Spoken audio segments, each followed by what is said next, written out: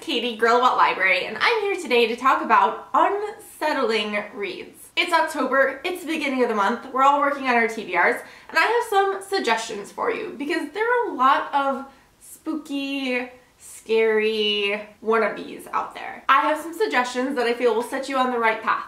These are perfect books to read this time of year, and it's a wide selection. One of these books I just finished like half an hour ago, but some of them have been on my list for years and have stuck with me. First up is Mystic River by Dennis Lehane. I remember when the film adaptation of this book came out because I could not wait to see it. One of my favorite experiences as someone who reads books is getting to go to the theater and experience adaptations, especially when it is a good thriller, because you know what's going to happen, but like you assume 90% of the people in the theater don't, and you get to like vicariously experience that, just like the energy in the room. And this book was definitely like that. This book is so good. There's definitely a reason it is at the top of the list. It's kind of an older backlist book, but highly recommend. If you haven't read any of Dennis Lehane's books, actually, like pick one up this time of year because his psychological twistiness is so fun to read. Mystic River follows three different men who grew up in Boston. They were all childhood friends, but now as adults, they've drifted apart. Something happened when they were kids. But when the daughter of one of those guys is murdered, all three of them come back together. This book has so many twists. It's so intense because you're like connected to these characters and you have a pretty good feeling one of them is a murderer. Highly recommend. Highly recommend. Next up is a book that I just finished right before turning on my camera, and that is The Line That Held Us by David Joy. This was my Book of the Month club pick for September, and I flew through this book. This book follows a man named Daryl. Daryl goes hunting one day, and while he's hunting, he thinks he shoots a deer, but he actually shoots a man. This man is part of the Brewer family, and once his family finds out that he has been shot dead, they're not happy. Not that anyone would be happy, but like they're violent and unhappy. Daryl calls his friend Calvin to try and help him to hide this body, and what follows is just so upsetting. It kind of felt like Cormac McCarthy, which is actually an author we're going to talk about in a second. It kind of felt a little bit Cormac McCarthy-y. It kind of felt a little, I don't know, like the Ozarks on Netflix. If you've ever watched that, definitely got some Ozarks vibes because it's not in the Ozarks, it's in Appalachia, but like, you know, some backwoods feels. It was very creepy, very unsettling, and definitely a book that is going to continue to stick with me. Next up, like I said, Cormac McCarthy, and my recommendation for that is The Road. This book and the movie adaptation of it are, to my husband and I, like the definition of scary. Like there's scenes in this book and movie that we still talk about. The Road follows a father and son, and it's post-apocalyptic. They are trying to get to, I think they call it like the water or the ocean, but things do not go well for them. Cormac McCarthy's like post-apocalyptic world is very bleak. Just like the worst parts of human nature have come forth, and every man for himself. McCarthy draws on that like common human nature so much that even though I've never personally lived through an apocalypse, I would never make it through an apocalypse. Like day one, I'm out. He draws on fears that exist outside of that space that you have as, you know, a human and a parent, and so it just, it is scary. It's scary. It's also a really quick read. I used to teach and I read this like over the course of a single day during my free periods. So it's quick, but it's really, really good. Next up is a book I read this time last year, and that is Bird Box by Josh Malerman. This one is kind of an internet bookish darling. It's definitely going to be on a lot of lists this year, and that is for a very good reason. And that reason is because it is terrifying. If you like apocalyptic fiction, also this is one of my favorites other than The Road, because I like apocalyptic fiction that focuses on like before the shit hits the fan, or like as the shit is hitting the fan, I guess. A lot of books that are scary and like are like this skip straight to like the wasteland stage, like The Road. But Bird Box follows a woman named Mallory, and as a reader we start with her like right when the apocalypse is happening. And in Bird Box, that is imagined as if you look outside, there's something outside that will make you go crazy, and you will kill yourself, you will kill everyone who is around you. So you can't look outside. And as the book continues on from there, and they're trapped, like if you go outside, you have to wear a blindfold, you have to keep your eyes covered, because if you look, you will go crazy. As the book continues, Mallory is in a home and she is relatively safe, but she's there alone with her 2 children, still living in this hellscape. But she has heard about a place that is safe, and so she's trying to get her 2 children there, keeping her 2 children and herself blindfolded in a boat. It's so scary. Like, I can't imagine. And the book does such a good job, the author does such a good job of really like putting you in those shoes, and you feel it, and it is, oh. There's also a movie adaptation of this that I cannot wait to see. High hopes, high expectations. Yeah. I also want to talk about Everything You Want Me to Be by Mindy Meha. I think that's how you pronounce her name. Mejia?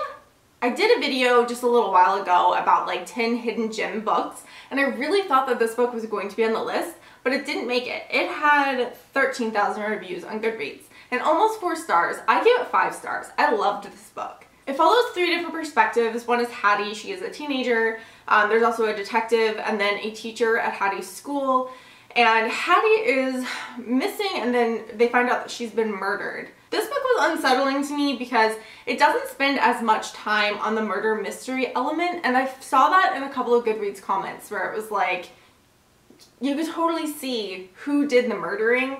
I don't think that that is supposed to be what is unsettling about this book. As you're reading, you realize it could have been like a handful of different people, and just how vulnerable Hattie is as a teenage girl, that she has this many different people in her life that are creepy and unsettling and not that far outside of normal experience, unfortunately. It's also a psychological thriller with excellent writing, which can be difficult to find, so check it out.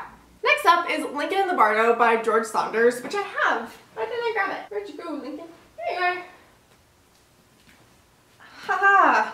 Lincoln and the Bardo by George Saunders. I love this book. I love it so, so much. And if you're looking for something spooky, it has ghosts, and death, but it's not scary, then this is the perfect book to pick up this time of year. Lincoln and the Bardo is historical fiction. It follows Willie Lincoln and Abraham Lincoln and his wife and the Lincolns, but it also has like a wide cast of characters. It's supposed to be a really good audiobook. I just haven't listened to it yet. It's told in play format, but it's also like a regular narrative. But it's about Willie Lincoln passing away and Abraham Lincoln and the stories that have been told of him visiting Willie Lincoln's body. This novel is unlike anything I've ever read before. Like, it is just a very unique reading experience, and it was such an unexpectedly like emotional read for me, because you're going through all of these like grieving emotions with the Lincolns, and obviously it was a terrible thing for them to go through, and so watching them come to grips with that, like having to read Abraham actually going to the gravesite, but also everyone else's story in the book just also grabs at your heartstrings. And so it's creepy and spooky because most of the characters are ghosts, and so that's kind of unsettling. But to me, this read was unsettling because it really makes you reflect on like mortality and just ugh. Another thing that I found really unsettling was the public's response to Willie's death. So some of the part of the book is actually like primary resources from that time and like quotes and things people said about the Lincolns when their son passed away. And predictably, like, everyone blamed it on his mom, and it was just so hard to read, but really interesting as well, so check it out. Next up is Behind Closed Doors by B.A. Paris. I read this like 2 summers ago, and it still gives me the creeps. This book got to me hard. I remember waking up in the middle of the night, like checking door locks and just being so creeped out. I've read other B.A. Paris books since reading this one. They did not measure up. Behind Closed Doors is the best book I've read by her. It follows a couple named Jack and Grace, and the relationship between Jack and Grace and what they present to the public versus what happens behind closed doors are very different. I don't want to give too much more than that away. I'm particularly susceptible to the fear of being trapped. And that definitely came out in this book. Hard. If you are terrified of like those claustrophobia feelings, not just in tight spaces, but just like the idea of being trapped, this book will get you. I do have to say, just as a caveat, it's not Shakespeare. Like, it's a psychological thriller, so just know that going in.